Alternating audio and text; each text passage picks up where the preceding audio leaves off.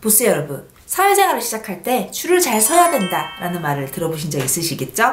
이런 말 들으면 이런 단어들이 생각나죠. 혈연, 학연, 지연, 흡연.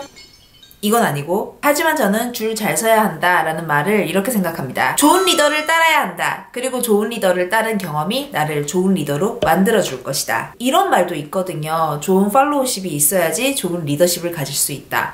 리더십 전문가인 바버라 켈러맨 하버드대 교수는 나쁜 팔로워는 아무것도 하지 않는 것, 비효율적이고 비도덕적인 리더를 지지하는 것, 효율적이고 도덕적인 리더를 반대하는 것, 이런 게 특징이다. 반면 좋은 팔로워는 좋은 리더를 지지하고 나쁜 리더에 반대한다. 이렇게 말을 했는데요. 근데 사실 사회생활을 시작하고 좋은 팔로워가 되고자 해도 사회 경험이라고 해봤자 고작 학교 다니고 알바한 게 대부분인 20대, 30대 초반 보스들에게 나를 이끌어줄 좋은 리더, 좋은 멘토가 어떤 사람인지 감을 잡는 거는 절대로 쉬운 일이 아닙니다. 그런 분들을 위해서 저의 사회생활 경험이랑 이 책 놓치고 싶지 않은 나의 꿈, 나의 인생을 참고해서 여러분들에게 독이 될 꼰대와 득이 될 멘토를 구별하는 방법에 대해서 한번 이야기를 나눠보도록 하죠. 첫 번째, 꼰대는 하찮고 번거로운 일을 꺼린다. 꼰대는 내가 누군지 알고 이런 마인드가 있습니다. 그리고 그들 스스로 너무 바쁘다고 생각을 해요. 리더로서 당연히 해야 할 것을 너무 바쁘기 때문이라는 핑계로 소홀히 하는 사람은 훌륭한 리더가 되지 못한다.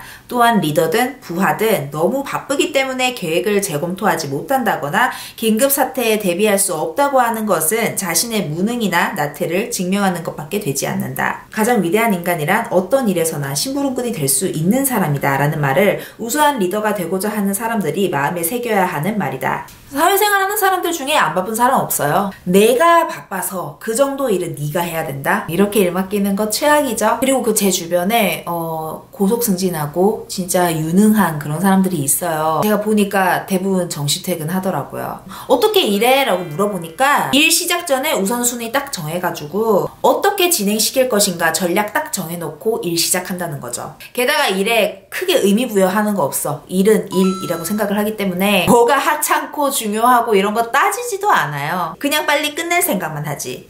이런 사람에게 배워야 한다는 겁니다. 바쁜 척하는 사람 따라다녀서 배울 거 별로 없어요.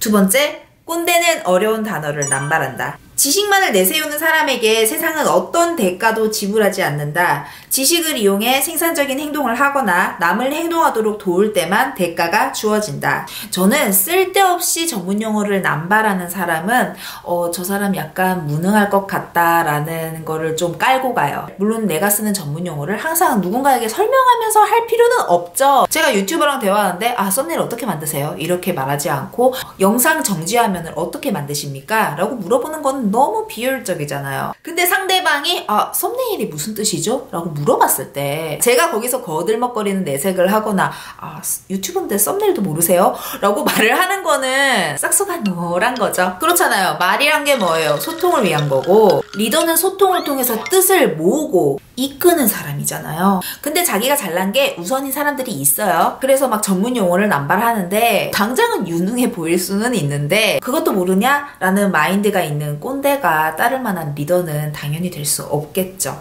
세 번째, 꼰대는 자존심 싸움을 일삼는다. 부하가 자기 지위를 빼앗지 않을까 두려워하는 리더는 그 두려움이 머지않아 현실이 될 것을 각오해야 한다. 유능한 리더는 자기 지위에 관한 모든 것을 연구하여 그 임무에 정통하다.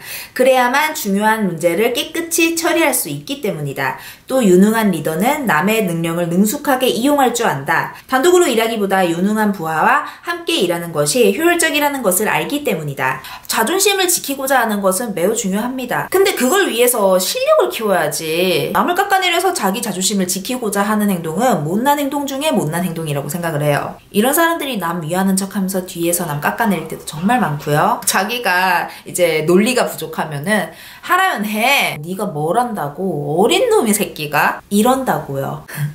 이런 사람에게 뭘 배울 수 있겠습니까? 가르쳐 주려고도 별로 안 하겠지만은 정작 본인이 가르칠 것도 그렇게 있진 않을 거예요. 사실 사회생활을 하면서 나에게 귀감이 될 만한 리더를 만나는 거는 정말 어려운 일이에요. 제가 규모가 큰 직장에서도 일을 해보고 정말 작은 데서도 일을 해봤는데 정말 배울 게 있었다 싶었던 분은 한 분밖에 기억이 나지 않습니다. 하지만 우리들이 꼭 사회생활 하면서만 좋은 리더를 만날 수 있는 게 아니고요. 유튜브 같은 데서도 만날 수 있고요.